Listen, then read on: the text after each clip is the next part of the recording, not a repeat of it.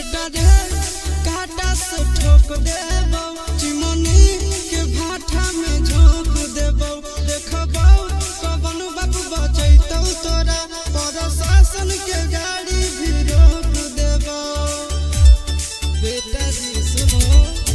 बेटा रे काटा से ठोक देबो चिमनी के भाटा में झोंक देबो देखबो कवन बाबू बचैतौ तोरा प्रशासन के गाड़ी भी रोक देबो तोरा जैसन के हम खड़े खड़े गिनबो बेटा सौ गोली मारबो त एगो गिनबो तोरा बाप के न दादा के चिन्हबो बेटा सौ गोली मारबो त एगो गिनबो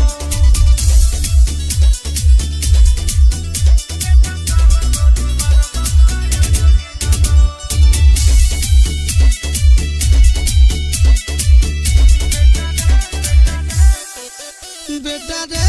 दौड़ा के बाजार में मारबो गोली तोर कपार में रंगदारी जे करबी बिहार में गड़ देबो गंगा जी किनार में इतना मार पड़तो ना बेटा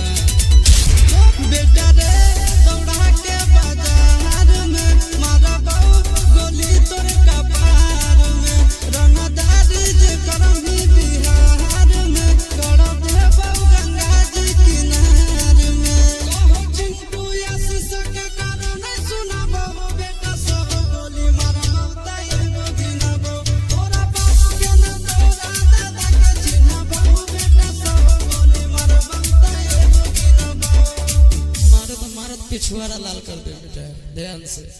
बाप इधर है।